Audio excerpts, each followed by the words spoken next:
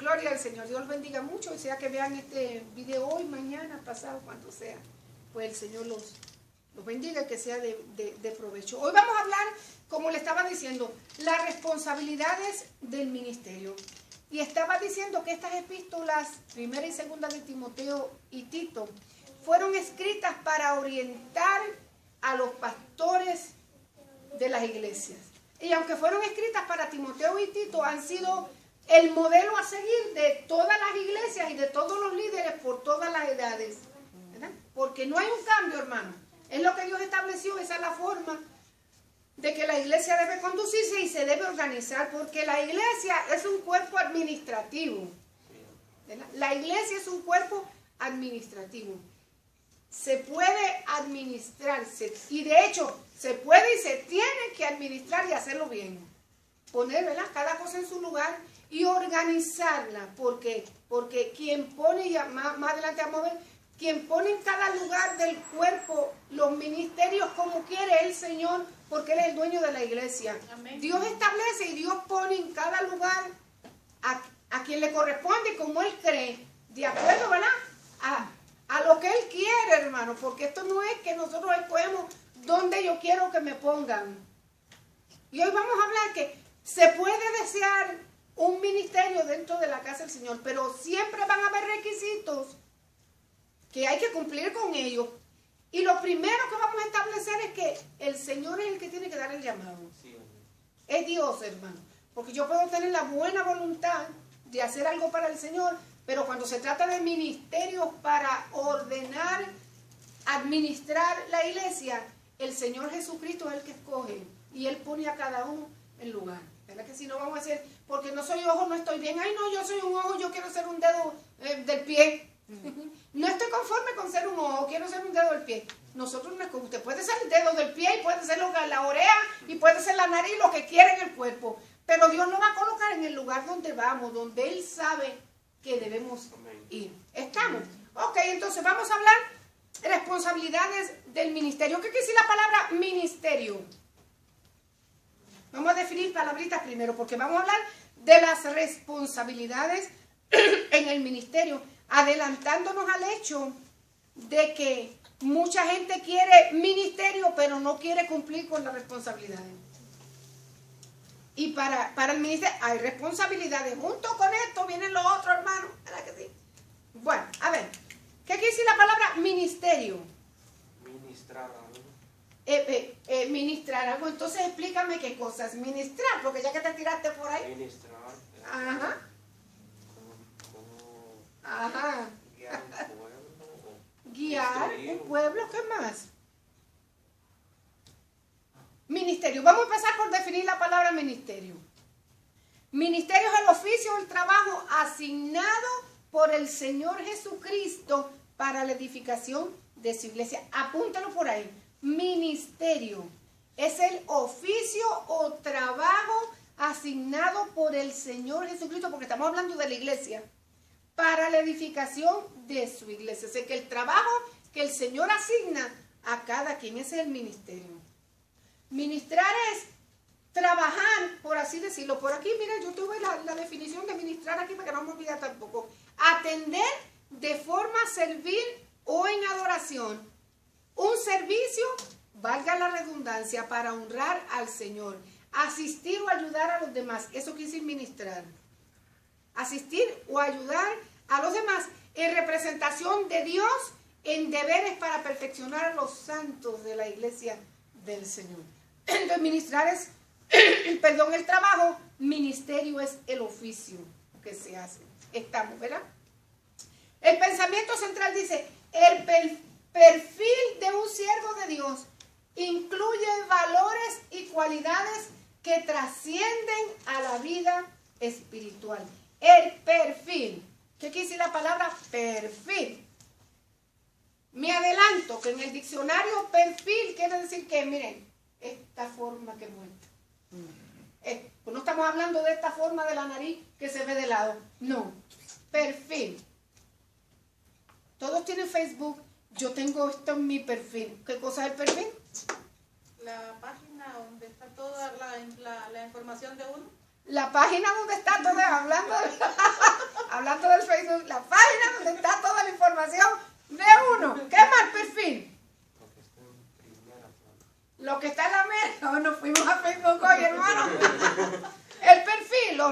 o características de un individuo. Eso es el perfil. ¿Verdad? Los rasgos y las características. Oye, estamos bien. Lo que está en la primera página y lo que dice y todo lo que dice de uno. Perfil. Rasgos característicos de alguien.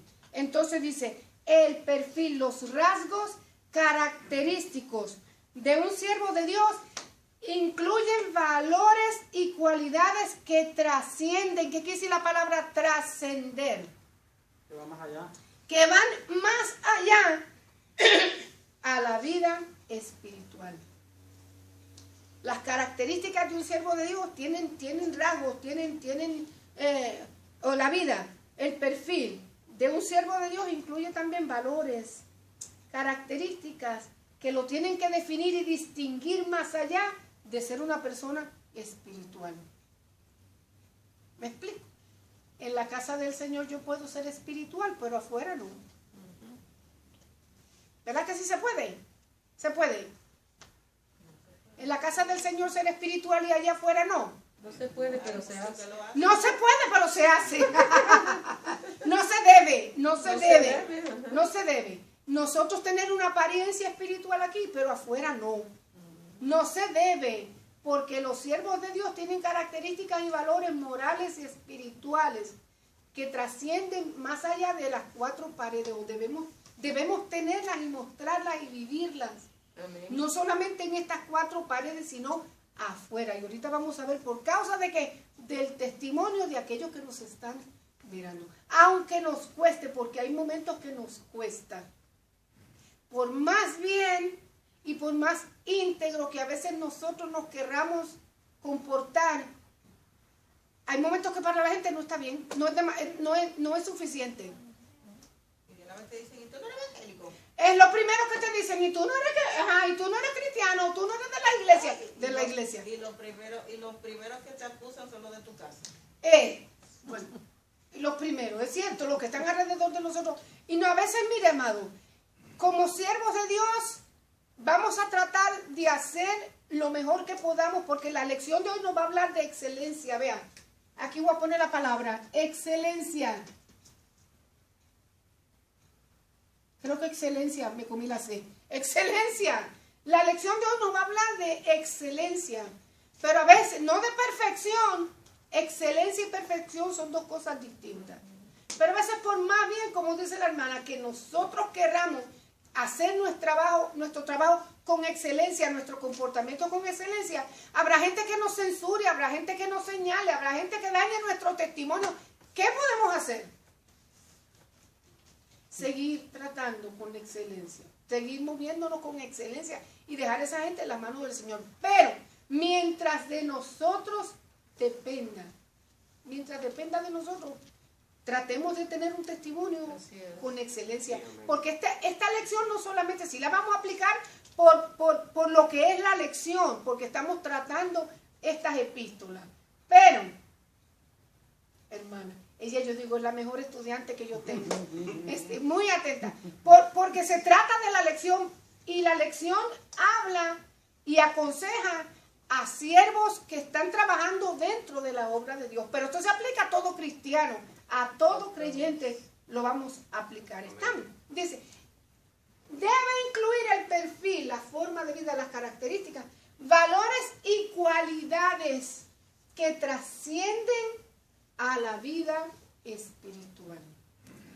Y no solamente nos referimos al ministerio, pero también vamos a hablar en nuestra vida familiar.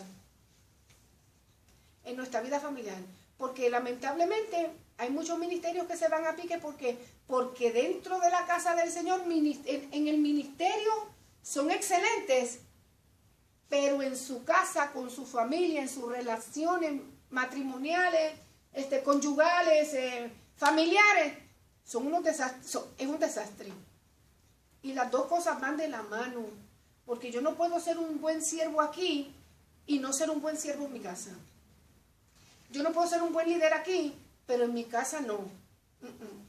No. El buen líder, el buen siervo, el hombre consagrado, la mujer consagrada, es consagrado aquí y consagrado allá. Sabe comportarse aquí y sabe comportarse allá.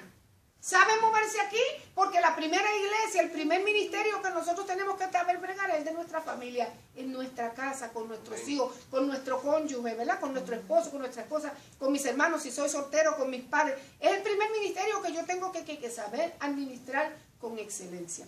Si yo no lo puedo hacer allí, la Biblia dice que ¿qué? No puedo trabajar aquí. No lo digo yo, lo dice la Escritura. Si yo no sé administrar allá, no puedo administrar aquí. No voy a saber, por dos causas. Primero, porque no voy a saber. Segundo, por causa del testimonio y los señalamientos que estuvimos hablando. Ok, los objetivos de la carta, y vamos a seguir insistiendo en eso hasta que terminemos. Promover la calidad de los líderes de la iglesia. Razones por las cuales se establecen las condiciones que vamos a estudiar hoy. Número 1, para que se estimara con profundidad la misión a la cual se deseaba ingresar. Porque dentro de la iglesia siempre hay gente que anhela entrar al ministerio. ¿Verdad que sí? Siempre Dios pone en el corazón de la gente entrar en el ministerio, sea porque es un llamado directo del Señor o porque es el deseo nuestro. Y una de las cosas que, no sé si pongo, que yo puse más adelantito, el llamado al ministerio va más allá del deseo humano y de la buena voluntad del creyente. Estamos hablando del oficio que se desarrolla dentro de la casa del Señor. Va mucho más allá del buen deseo que yo pueda servir o de la buena voluntad que yo pueda tener. Es producto del llamamiento divino. ¿Producto de quién? Del llamamiento divino.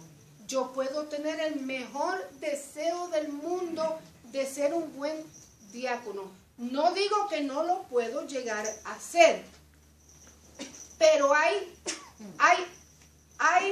líderes que la iglesia pone porque está la necesidad. Voy a ver si me explico. Hay líderes que la iglesia establece porque está la necesidad. Yo necesito un diácono que me ayude. Yo, no queda de otra, me vas a ayudar. Es así, ¿no? A tu apunta pistola.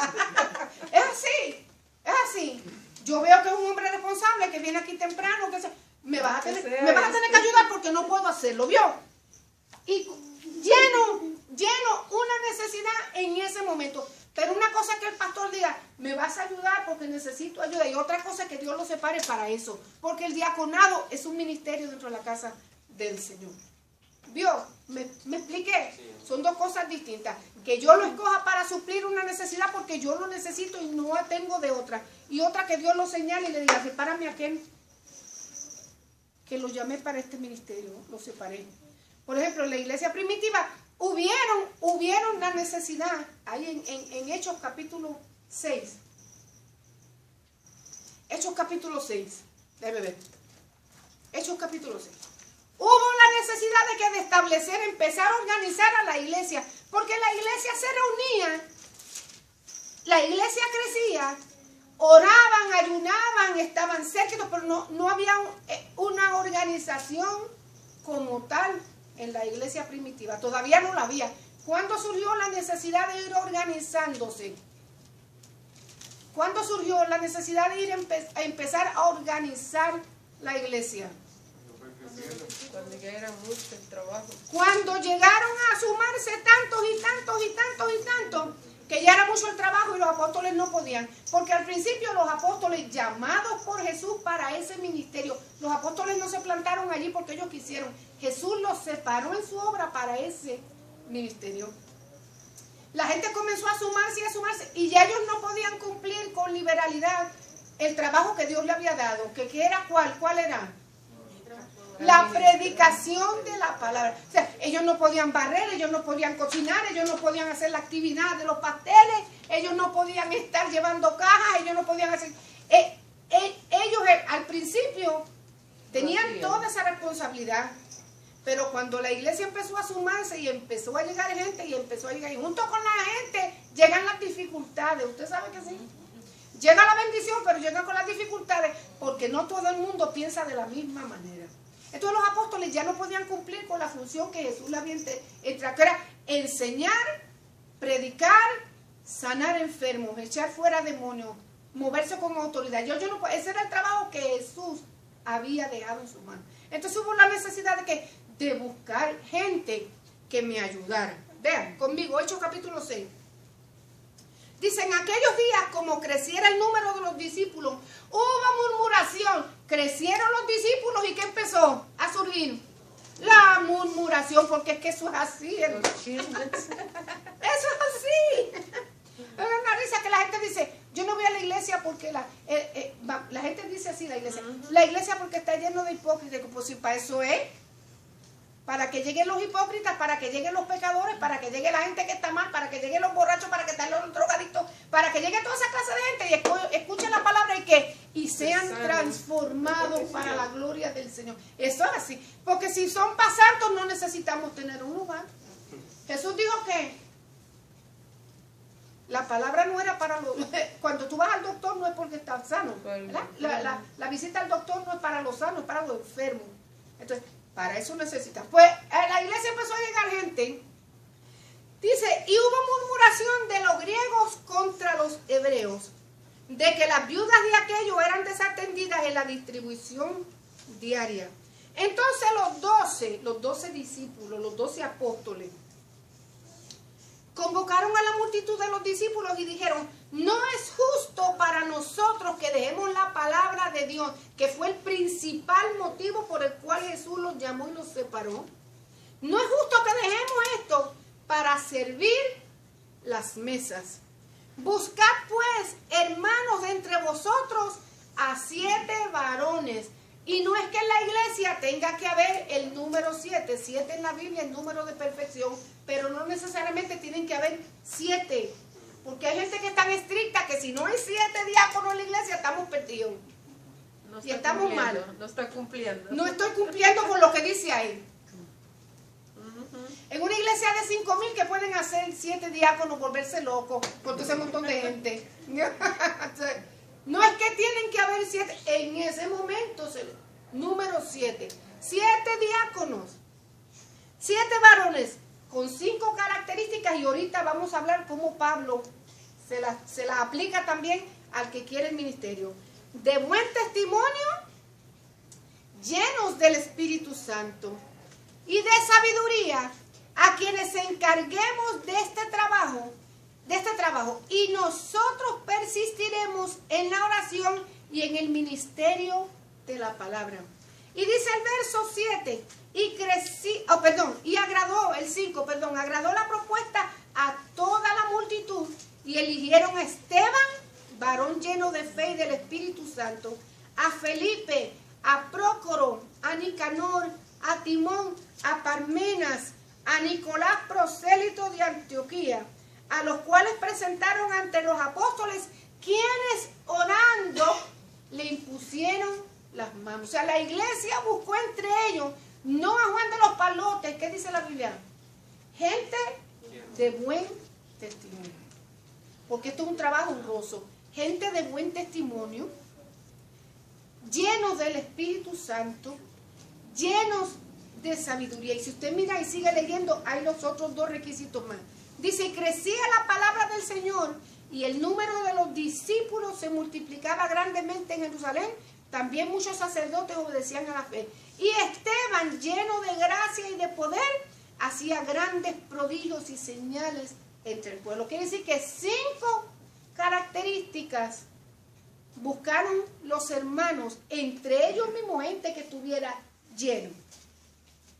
Buen testimonio, lleno del Espíritu Santo, sabiduría, gracia y poder. 5 características.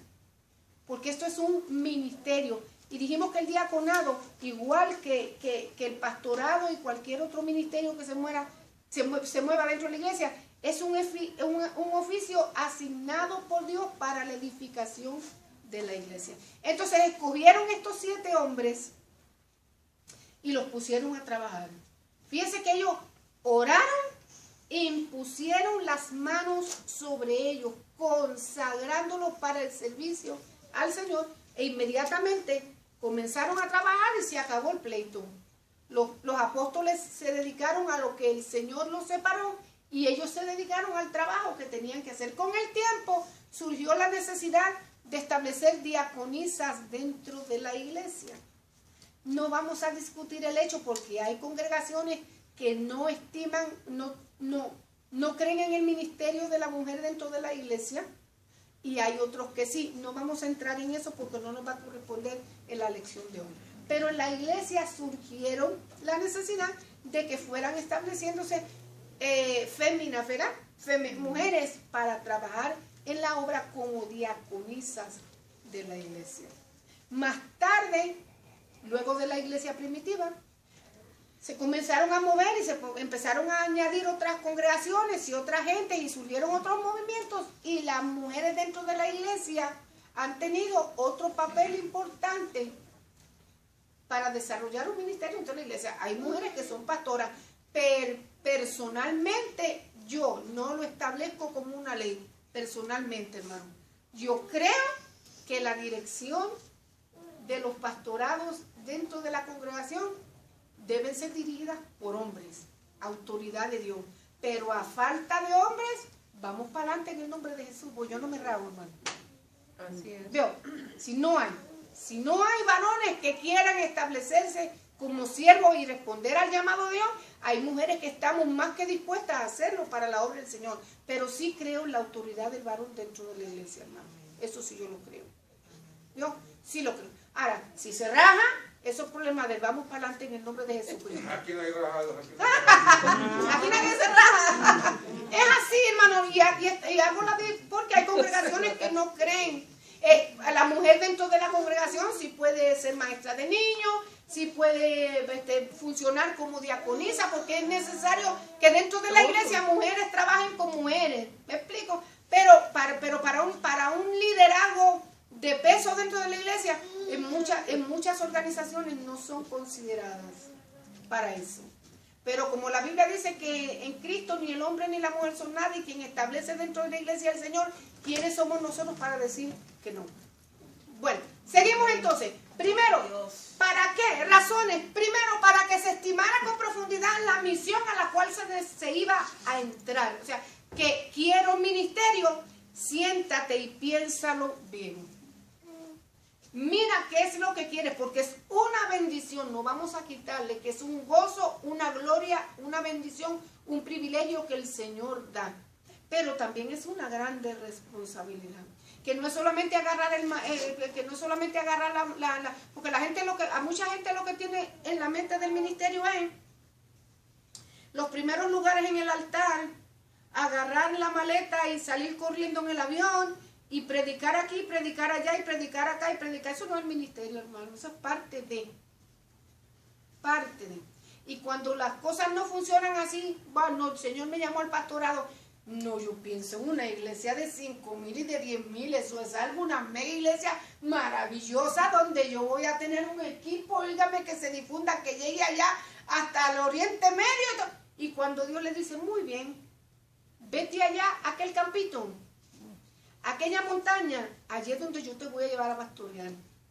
Se frustran, se le va el gozo, no quieren el ministerio. Y más donde hay que romper piedras, porque donde está todo establecido eso es un mamén, como decimos nosotros. Pero cuando hay que romper piedras desde abajo, la gente se frustra y dice, esto no es el ministerio. Adiós, pero tú no querías ministerio.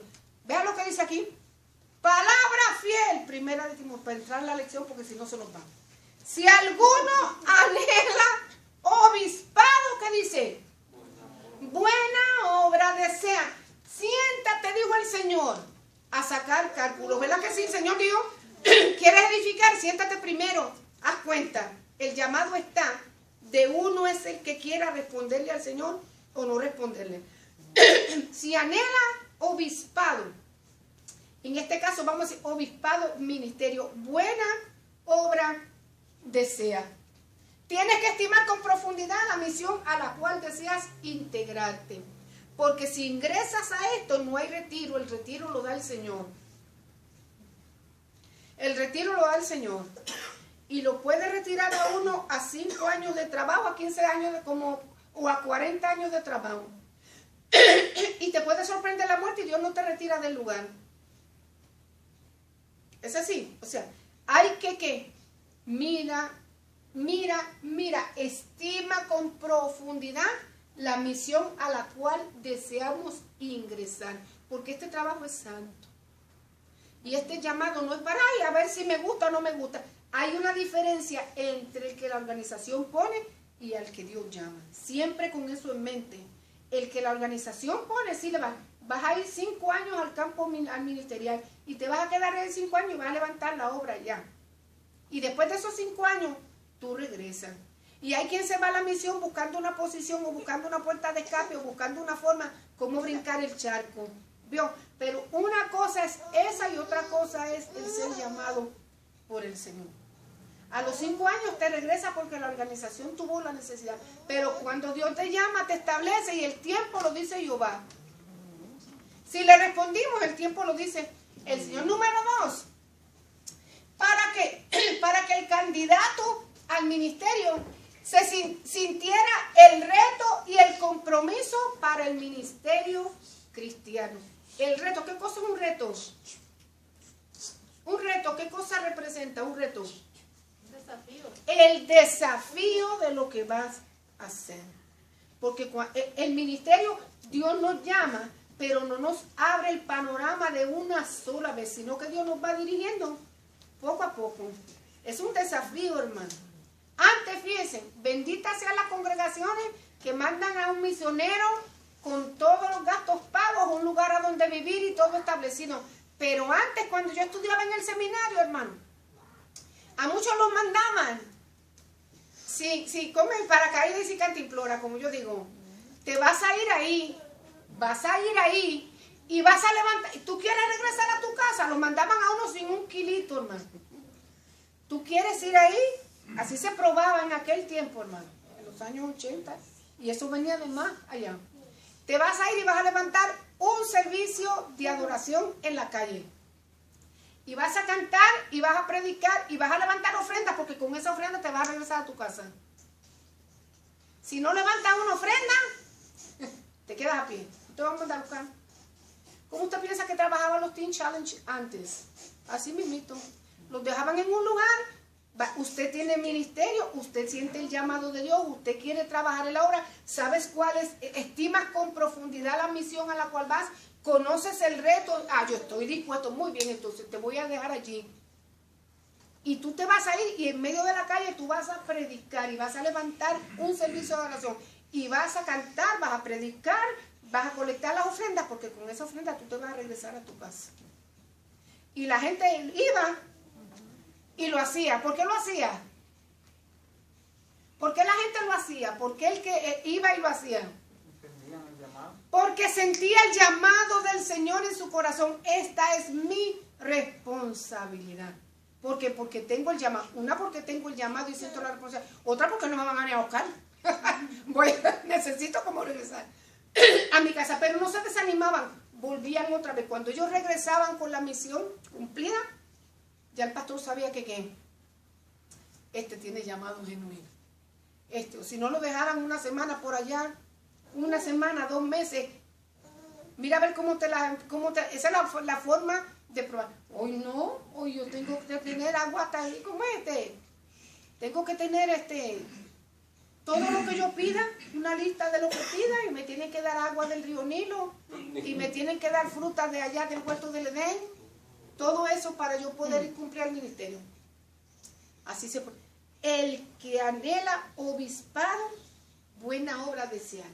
Segunda, se sintiera el reto del compromiso para el ministerio cristiano. Tercero, se comprendiera a cabalidad que el líder debía tener una calidad de vida que excediera en dignidad y méritos a otros servidores públicos por causa de la persona a quien representaban. En este caso, al Señor Jesucristo. Me explico. El líder tenía que comprender a cabalidad que la calidad de vida que tenía que vivir siendo un siervo de Dios tenía que superar al mejor ciudadano que estuviera en un puesto de eminencia en el lugar donde vivía. Ejemplo, que si un juez aquí tiene que ser intachable en su manera de vivir, yo tenía que vivir mejor que ese juez.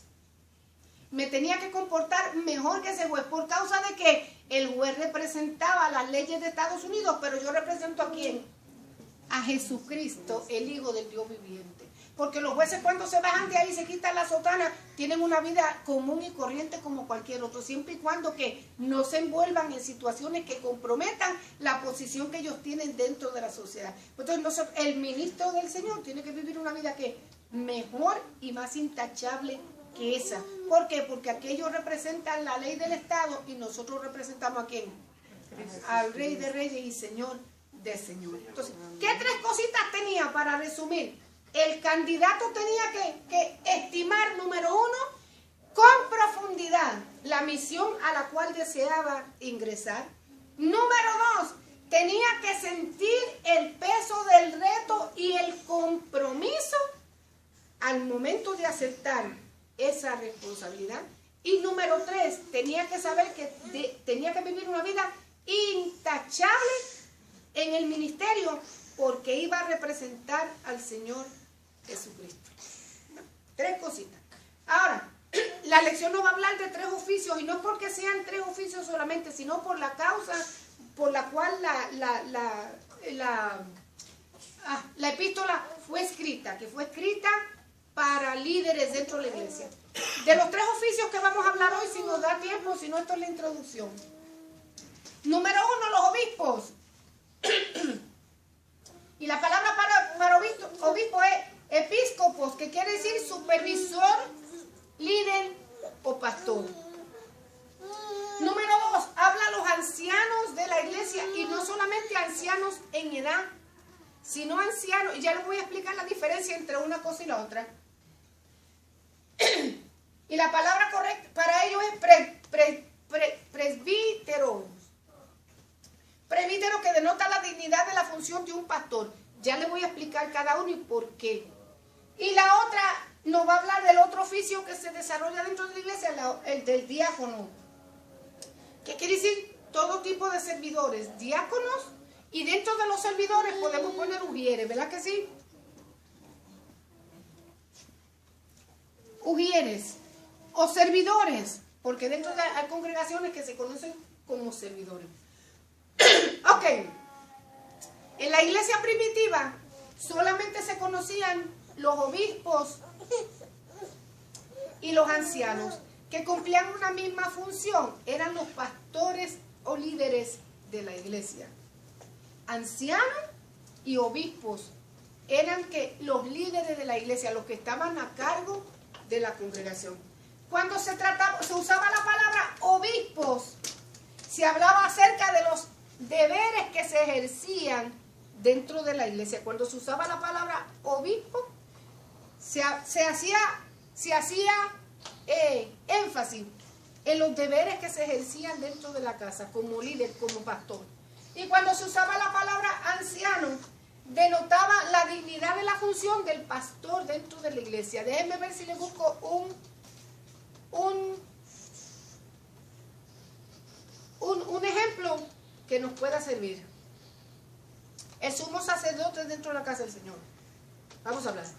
Cuando hablaban del sacerdote, ¿hablaban de qué? De los deberes. Este es el sacerdote, este es el hombre que está encargado de presentar las ofrendas en el templo o en el tabernáculo. Un ejemplo sencillo. Ahora, cuando yo decía, este es el sumo sacerdote, estoy hablando de la misma persona, nada más lo que cambia es el título, la dignidad que tiene. No es cualquier sacerdote, es el sacerdote principal del tabernáculo. Si no uso sumo sacerdote y solamente hablo de sacerdote, me estoy refiriendo al trabajo que él hace dentro de la casa del Señor. Pero cuando ya yo lo identifico sumo sacerdote, me estoy refiriendo a la dignidad de lo que está haciendo. No solamente al trabajo, sino a lo que representa, a los galones, como decimos nosotros en mi país. ¿Ve? Y no es para enorgullecer, sino porque Dios lo estableció así. Este es el sumo sacerdote, y junto con los galones que lleva, también aquí en el pectoral llevaba una clase de placa que pesaba, hermano, cantidad, y encima de aquello que pesaba tanto, tenían piedras incrustadas que el pobre hombre, mire hermano, tenía que estar erguido todo el tiempo y cargar con aquello. ¿Por qué el peso? Para recordarle la responsabilidad que llevaba en el pueblo. ¿Usted cree que el sumo sacerdote tenía que ser un hombre fuerte, hermano? Porque aquello pesaba. Una placa de oro para adelante y otra placa de oro para atrás. Y todas aquellas piedras preciosas, 12 piedras incrustadas, con ganchos ahí para poner. Aquello era pesado. Qué bueno que te pesa, para que no se te olvide lo que tú eres y lo que estás representando dentro de la casa del Señor. Eres el que estás intercediendo por el pueblo. O sea que cada vez que el sacerdote se ponía aquello, hacía, derecho. Tenía que ir derecho. ¿Me explico o no me explico? Ahora hay que ponerle Ok. lo de 8. ¿Perdón? ¿Ah? Lo de 8 hay que ponerle ahora. Alguno. Sí, veo, hermano, sí. Era la responsabilidad que representaba. Ok, pues entonces los obispos, cuando se hablaba de los deberes, también podían usar la palabra obispo y anciano. Otra cosa era la palabra diácono. El diácono no estaba hablando del líder principal de la iglesia, sino que estaba hablando de los servidores, de los colaboradores dentro de la casa del Señor. ¿Tiene lugar de importancia? Tiene lugar de importancia dentro de la casa. No porque soy diácono, porque soy un bien. Caramba. No valgo nada dentro de la casa del Señor. Sí, tenemos una posición de importancia. Somos los que estamos encargados de cuidar el templo, las propiedades de la casa del Señor. Y este oficio hay que desarrollarlo con dignidad, con amor y con excelencia. Porque somos los que mantenemos el orden. Vamos a llevarlo al templo, allá al tabernáculo. Habían guardias, sacerdotes que eran guardias que vigilaban las entradas del templo, vigilaban los paños del templo, vigilaban las cortinas del templo, vigilaban las ofrendas de la casa del Señor, vigilaban las entradas y las salidas, que no faltara la harina, que no faltara el pan, que el aceite siempre estuviera. Ahí nunca, en el Antiguo Testamento, nosotros nunca oímos que estaba Elí gritándole, ¡ay, ok, el aceite está a punto! Ahí la gente tenía que pilas. Los ayudantes, los sacerdotes tenían pilas porque era una responsabilidad que Dios había puesto sobre sus hombros y la llevaban con dignidad. Entonces, los diáconos dentro de la casa del Señor tienen que llevar su llamamiento y su ministerio porque es un ministerio. Lo tienen que llevar con honra en la casa del Señor. ¿Ok? Vuelvo y repito, o repito mejor dicho porque eso está mal dicho. El llamado al ministerio va más allá del deseo humano y de la buena voluntad que nosotros como creyentes podamos tener. Esto es producto de un llamado divino para edificar a la iglesia y debe contar con la aprobación del Señor Jesucristo. Vaya conmigo, 1 Corintios, capítulo 5. Si no terminamos esta lección hoy, pues no la terminamos, pero por lo menos nos introducimos aquí. Nos introducimos en la lección. 1 Corintios, capítulo 5. Déjenme ver. Espérenme que estoy. Espérenme. 1 Corintios 5, 11. No, espérenme un momentito que estoy aquí. Me parece que le di Espérenme, le di Oh, santo, no me dejen sola. Pastor, no me dejen sola. No sabe. Él no sabe lo que estoy haciendo. 1 Corintios, espérense, hermano. Poder en Cristo, le di Espérenme, hermano, que lo que yo estoy dando. Perdón, 12. Esta no es. 12. No sé de dónde saqué. 12. 1 Corintios capítulo 12, verso 5, ahora sí. O mejor vamos a leer el 4.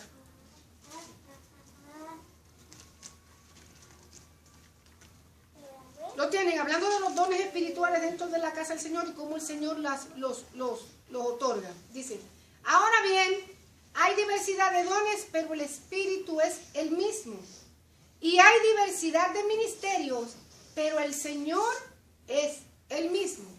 Y hay diversidad de operaciones, pero Dios, que hace todas las cosas en todo, es el mismo. Pero a cada uno les dada la manifestación del Espíritu para provecho, porque a este les dada por el Espíritu palabras de sabiduría, al otro palabra de ciencia según el mismo espíritu, al otro fe por el mismo espíritu y a otros dones de sanidades por el mismo espíritu, al otro hacer milagros, a otros profecía, a otros discernimiento de espíritu, a otros diversos géneros de lenguas y a otros interpretación de lenguas.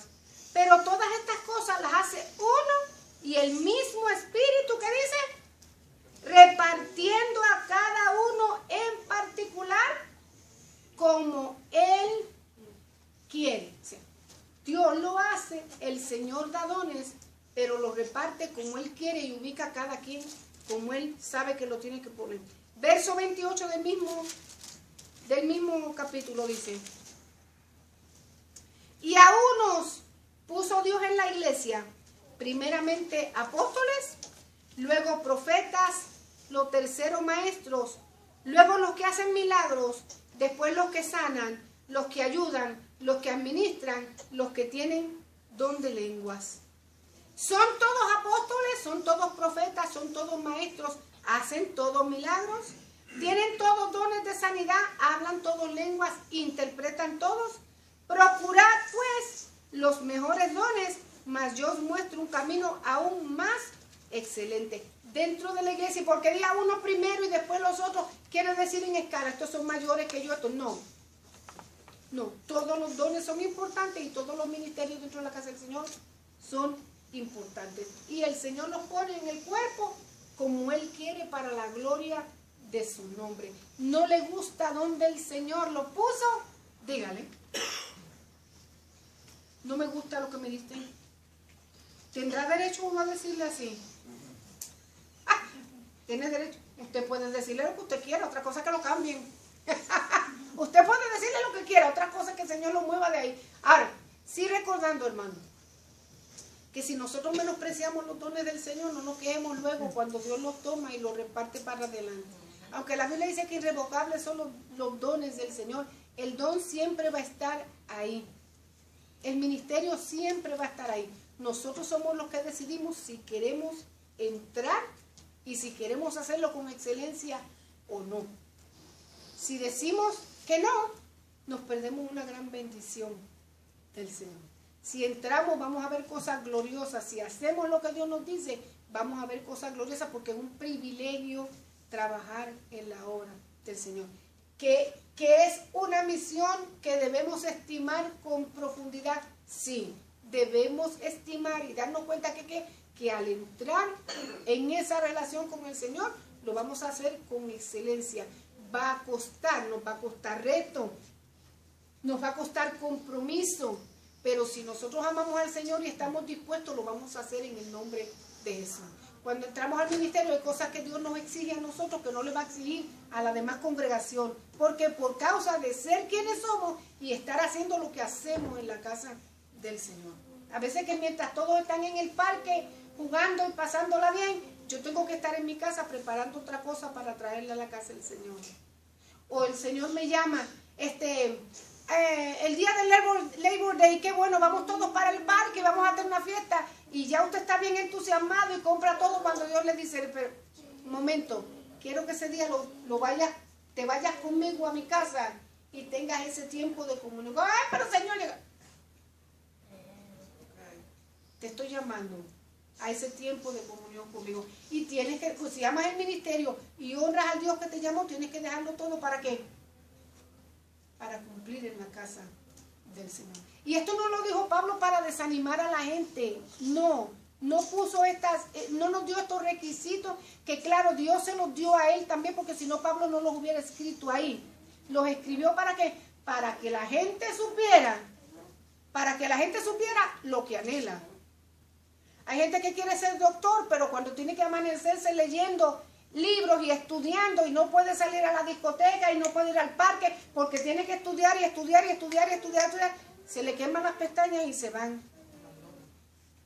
No quieren, porque eso demanda, todo lo que nosotros en esta tierra querramos, demanda sacrificio y esfuerzo, absolutamente todo. ¿Cuánto más cuando voy a servirle al Rey de Reyes y Señor de Señores? Él me va a dar la fuerza, Él me va a recompensar, porque aunque no podemos entrar de lleno a la lección hoy, pero al fin de la lección nos vamos a ver que todo esfuerzo que hagamos para el Señor tiene su recompensa y que vale la pena hacerlo para la gloria del Señor, porque a la larga nos trae gloria y honra a nosotros también, hermano, a nosotros también. Nos va a traer gloria y nos va a traer honra. Preguntas hasta aquí porque no nos va a dar tiempo para entrar en la lección. ¿Ninguna? Ninguno.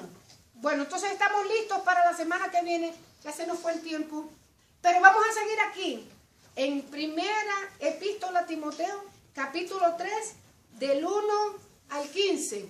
Porque aunque la lección llega hasta el 13, yo quiero que nosotros le incluyamos en esta lección el versículo 15. A ver si es verdad. Sí, hasta el 15. ¿Ok? Así que Dios le bendiga, amados míos, pastor.